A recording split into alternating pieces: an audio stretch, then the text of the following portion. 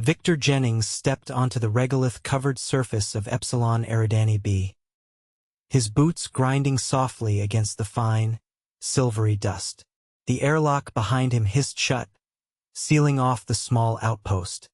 He adjusted the collar of his suit and glanced at the Geiger counter strapped to his left forearm. The needle twitched, then settled well within the safe range. A shimmering figure approached from across the landing zone, long limbs moving with unsettling grace. It was tall, maybe 8 feet, and wore a flowing metallic robe that didn't quite touch the ground. It stopped a few feet away, staring at Victor with its wide, obsidian eyes. "You were told not to come here," the alien said in a voice that sounded like 2 tones at once. "Radiation levels exceed lethal thresholds for your species." Victor didn't look up. He kept checking the piping on the drone's coolant system, his hands moving with focused precision. He tapped the Geiger counter without a word. The alien tilted its head. "That device cannot reflect subatomic decay signatures that affect your biology over time." Victor squinted and tightened a valve. "You're probably right. But this counter hasn't lied to me yet. Besides, we've only got 1 drone left running. If it fails, we lose the entire comms relay. And maybe our ride home." The alien's eyes narrowed. "You risk death for a machine?"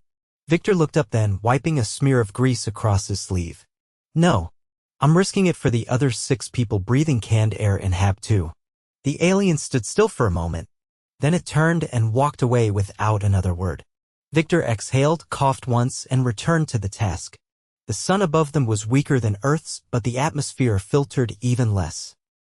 The radiation was real, but so was the job. By the time he made it back to the Hab, his joints ached and his vision had started to blur slightly. He sat on the edge of the cot, pulled off his gloves, and stared at the red welts forming along his wrists. "Victor, what the hell were you doing out there?" Cassandra Keller stood in the doorway, hands on her hips, her blonde hair tied back in a tight bun. The drone's coolant loop was leaking again. "If it shuts down, we lose signal to the orbital. You were exposed for almost 40 minutes. He held up his forearm. "Counter said I was safe. That thing doesn't take into account microburst flares or gamma flux from the crust shifts. You're playing roulette with your organs." Victor leaned forward, rubbing his temples. "If I didn't go, we'd all be stuck here without a link home." Cassandra sighed. "Lay back. I need to run a scan." He did as told. The scanner hummed softly as it passed over his chest. She frowned and read the readings again. "You're showing early signs of radiation-induced inflammation. Not critical, but you're done with EVA for at least a week. Maybe longer." Victor sat up slowly. "We don't have that kind of time. You don't have a choice." He didn't argue. He knew the signs tingling in the fingers, nausea creeping in like a slow fog. It was the start of something, not the end yet, but it could be if he pushed it. That night, he lay in his bunk staring at the ceiling.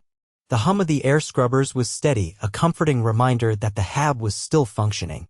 Outside, the planet's crust groaned softly under its own magnetic storms. 3 days later, the communications relay dropped out again. Static replaced the soft beeping that had been their heartbeat to the orbiting shuttle.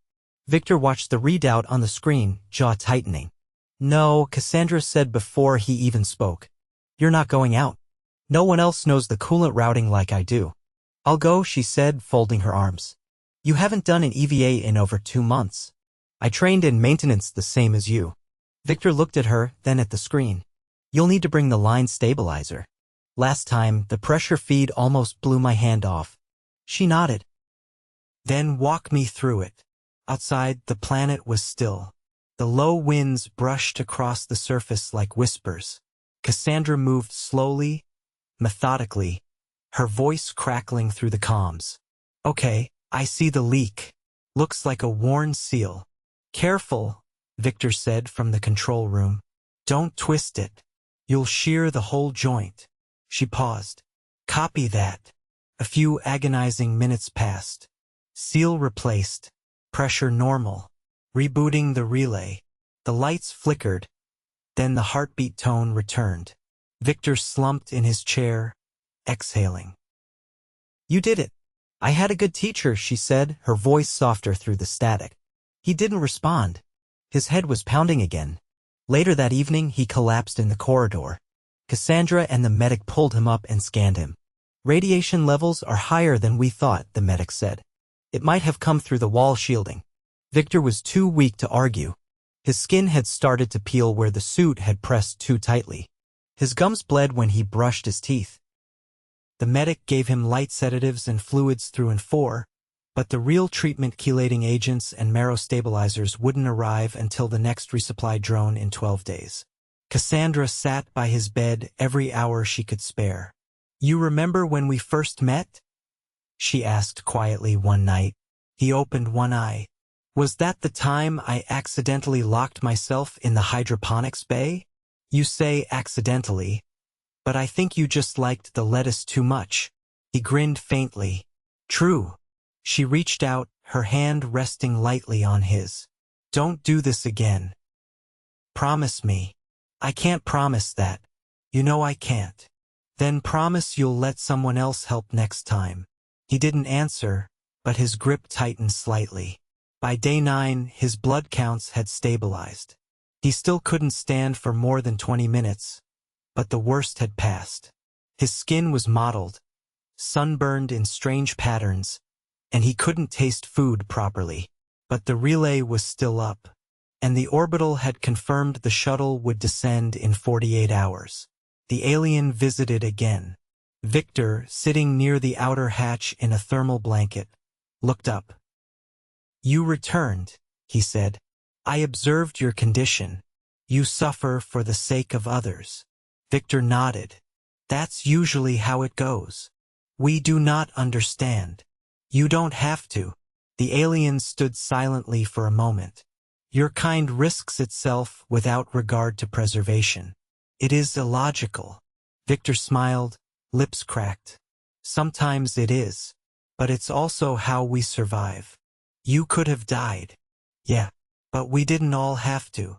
The alien reached into its robe and placed a small, glowing stone on the table. "What's this?" "Your machines cannot detect all forms of radiation."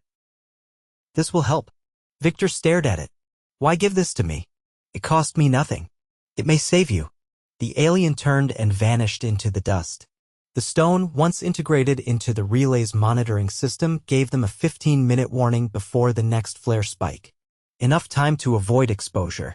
Victor never ignored the Geiger counter again, but he kept that stone in his pocket every time he suited up. When the shuttle finally landed, he walked to it slowly, limping slightly, his skin still healing. He looked up at the sky one last time before stepping aboard. Cassandra followed him, her hand on his back. "Let's go home." Victor nodded. "Yeah, let's." Victor lay flat on the medbay cot, eyes unfocused, as the shuttle broke atmosphere with a shallow tremor. The artificial gravity hadn't fully stabilized, and his stomach threatened rebellion with each subtle jolt. "I'm not giving you anything for nausea unless you agree to sleep after," said Dr. Haru, placing a transdermal patch just below Victor's clavicle. "Your blood work's a crime scene." Victor blinked. "That feels dramatic. Your white cell counts in free fall, and your marrow's behaving like it forgot it had a job. Drama is appropriate." He didn't argue. His mouth tasted like metal. He kept touching the bridge of his nose, trying to figure out if it was bleeding again or if it just felt like it was. Dr. Haru adjusted the cot's incline. "Don't do the hero thing where you sit up and pretend you're fine. I've got 3 other crew with calcium depletion and 1 with orbital vertigo. You are the least convincing stoic I've seen this week." Victor let his arms fall to his sides. "Suppose you're going to keep talking until I pass out. I'm just getting warmed up." The shuttle's internal lights dimmed to soft blue. The hum of the engines shifted as they entered orbital cruise. Victor closed his eyes but didn't sleep. 2 hours later, he was wheeled into the main module of the research cruiser Kestrel. The docking corridor had been depressurized to 0G, and Victor floated awkwardly between 2 medtechs, his body held stiff by the harness. They passed a viewing panel where a cluster of lean, 6-limbed aliens were observing them through the glass. One of them tapped the surface with a long digit. Its eyes glowed faintly lime against its translucent skin. That's new, Victor muttered. They're Visari, xenomedical observers. They requested access to your treatment protocol, Haru said, floating beside him. Apparently, they've never seen a species that doesn't immediately shut down after that kind of exposure. Great. I'm a curiosity now. They had a theory your species engages in ritual self-harm for bonding purposes. I told them it was just bad planning and stubbornness. Victor chuckled, then winced. Hurts to laugh. Good. You're not unconscious. The medical bay aboard the Kestrel was larger than the one on the surface outpost, but colder. He was settled into a containment pod lined with gel packs and fiber optic monitoring cables. A mild sedative began to seep into his bloodstream, and he drifted into a half-sleep. He woke later to the sound of clicking. A Visari, a different one from the viewport, stood at the foot of the pod, its arms folded in an unnatural crisscross. Its skin shimmered subtly like oil on water. You remain alive. That's the plan, Victor said, voice hoarse. You are hemorrhaging internally in 3 locations. One of your organs has begun to dissolve its outer membrane. Victor blinked at it. You're not great at bedside manner. The alien tilted its head. We do not understand your tolerance. Your species lacks regenerative vessels. You should be non-functional. Well, I'm halfway there. Maybe we're just too dumb to notice when we're supposed to quit. The Visari leaned closer. Your neural signals show no distress equivalent to your tissue damage. Why? Victor coughed once, then gestured vaguely. We have a whole culture built around ignoring pain until it becomes a real problem. You should try a construction site on Earth sometime. We will not.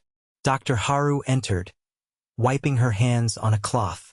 Don't antagonize the alien, Victor. He started it. The Visari turned to her. Your species repairs biological degradation with chemical agents and rest.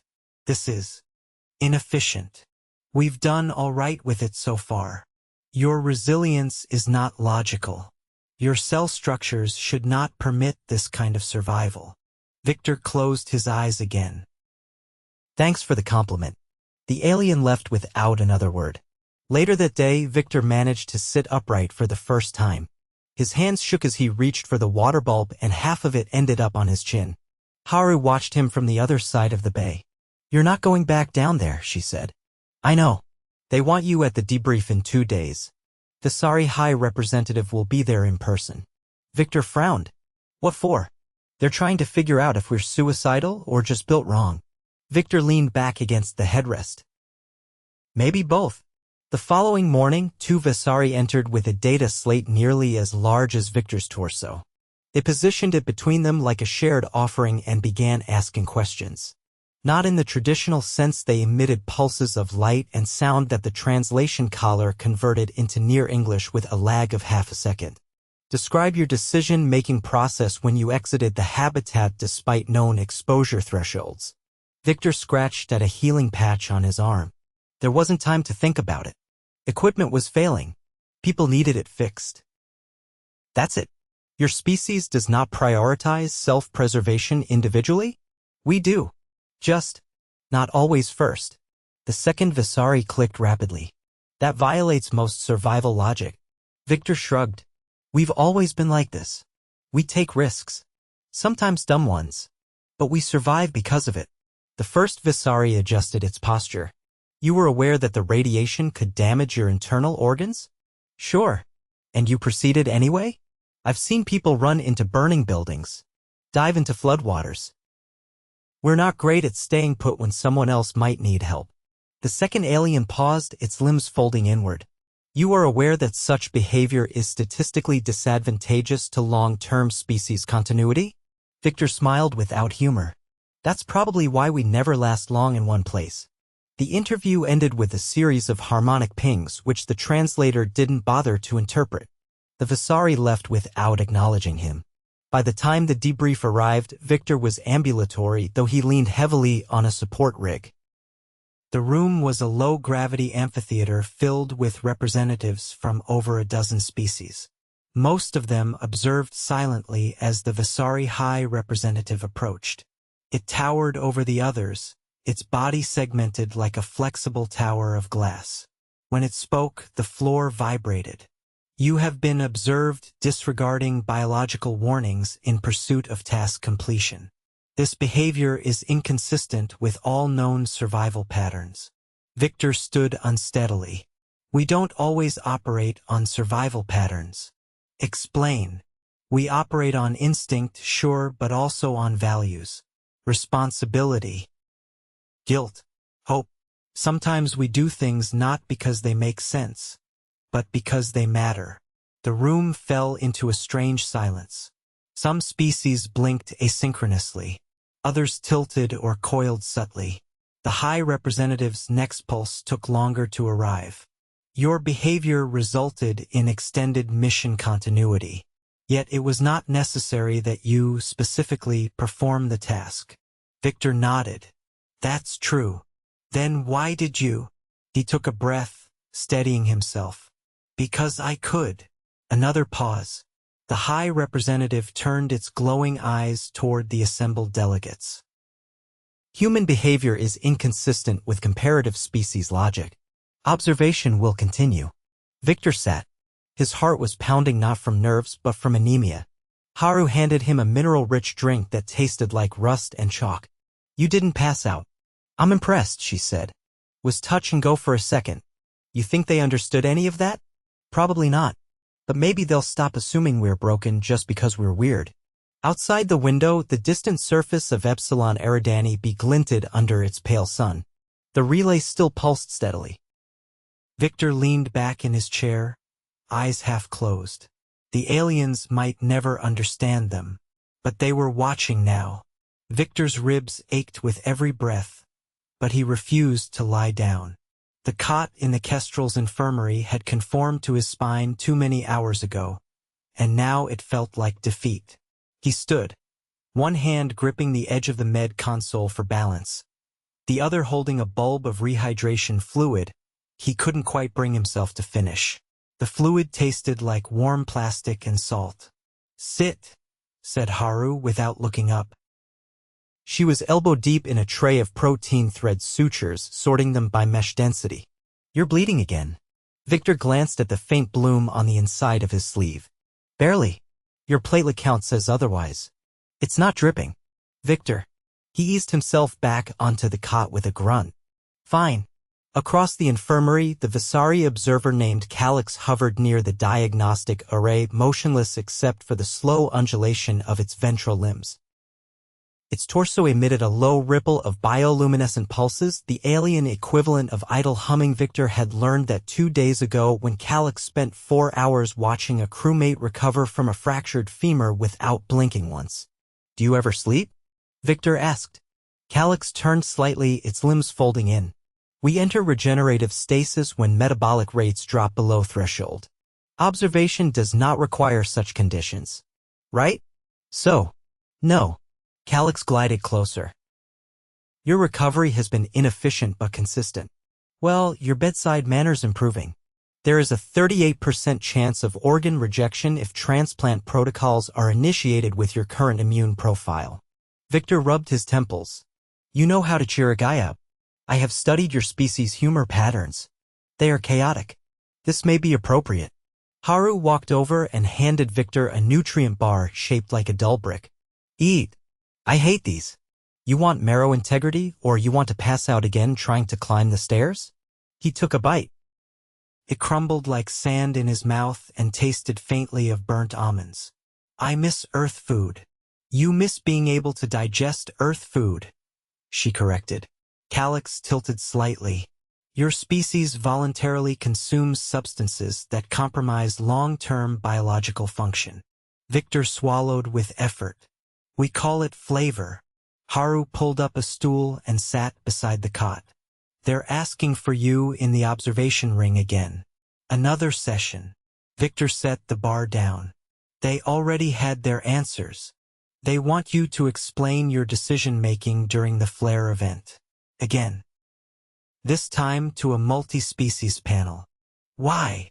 Because none of them believe the transcript. The Karate think it was falsified to make humans look noble. The Tsen believe you were under neurological duress. The Vasari still think it's a ritual. Victor rubbed at his chest, where the skin had started to itch under the healing dermal layers. What happens if I tell them the truth again? Probably confusion, possibly mild panic. Maybe another ethics committee meeting. I'm not giving a speech. No one's asking you to. Just stand there and be confusing. Victor sighed. That I can do. 2 hours later, he stood inside the observation ring, a circular hall lined with tiered seating and biometric echo panels. The air carried a faint tang of ozone, a byproduct of the Vasari's presence. Around him, representatives from 7 species studied him with varying degrees of skepticism and concern. A karate delegate, scales flecked with gold, leaned forward. You knew the atmospheric surge would be fatal. Why proceed? I calculated the risk, Victor said. You are not a calculator. You are tissue. Thanks for the reminder. The karate's throat sac vibrated. This is not sarcasm. We do not understand. Victor folded his arms slowly. I didn't act because I thought I'd survive. I acted because something needed to be done and I was the only one who could do it in time. That's it. A Tsen, its skin a lattice of pulsing veins, raised a limb. Your species does not enforce role specialization under crisis? We have roles, but we improvise. Improvisation introduces chaos. Victor nodded. Exactly. The hall shifted with subtle movements, some species communicating through body posture, others through scent or vibration. Calyx emitted a soft pulse, then turned toward Victor. Your actions have been deemed statistically irrational. However, they resulted in sustained functionality of the mission. Sounds like a win. The Council debated whether to restrict further human deployment in high-risk operations. Because I didn't die? Because you didn't hesitate. Victor frowned. That's not a flaw. That's how we're built. There is concern your species may destabilize cooperative protocols. Victor glanced at the gathered delegates. You invited us. You wanted resilience. You just didn't expect it to look like this. The delegates shifted again, some blinking, others motionless. Calyx's glow dimmed. We will not restrict your deployment, but your species protocols must be documented fully, including motivations. Haru, standing by the panel entrance, gave a small nod. Victor exhaled. Fine, but you're going to need a lot of paper. 3 days later, Victor stood in the Kestrel's engineering bay, watching the diagnostics cycle through. His skin was healing unevenly, his bones still ached when he turned too fast, but he could breathe without pain. A young Vasari technician hovered nearby, observing the maintenance logs. It hadn't spoken once in 30 minutes. Victor wiped his hands on a cloth. You know, you can ask questions. The technician turned. You adjusted the coolant route manually? Yeah. The system's default loop was bottlenecking near the thermal junction. Manual adjustments void the predictive safety margins. Victor nodded. That's the point. Sometimes prediction isn't enough. The technician processed this, then approached the panel and mimicked his hand movements. This is inefficient, but effective. Inefficient is our specialty. Calyx appeared behind them, limbs folded. Your documentation has been submitted to the council. They found it contradictory. Victor leaned against the console. Let me guess. Too much instinct, not enough logic. Too much of both. Simultaneously. Victor laughed, then coughed once. That's about right. Calyx extended a small object from its inner vestments. It was a crystalline prism, faintly pulsing. This is a data key. It contains your behavioral profile and the council's ruling. Victor took it. Ruling? No restrictions. But all future human deployments must include a redundancy specialist. Victor raised an eyebrow. Like a backup human? A non-human. To prevent unilateral improvisation. Victor chuckled. Good luck with that. Calyx's glow faded to neutral. Luck appears to be your domain. As the technician returned to the panel, Victor pocketed the prism and wiped the sweat from his brow. The burn scars on his forearms had faded to pale bands, and the trembling in his hands had almost stopped. Haru passed by the bay entrance with a tablet in hand. "You're supposed to be in recovery. I'm recalibrating." "You're not cleared for recalibrating. I'm seated. That counts." She tapped her tablet. "You're due for another marrow scan. I'll be there in 5. She left without arguing, which meant he'd already lost. Victor turned back to the cooling system. The technician had rerouted the loop again, less efficient, but safer. He didn't correct it. Outside the viewport, the planet's surface shimmered in the distance. The relay was still active. The horizon was still quiet. Victor stood, stretched carefully, and made his way toward the medbay. He didn't look back. There was nothing left to fix.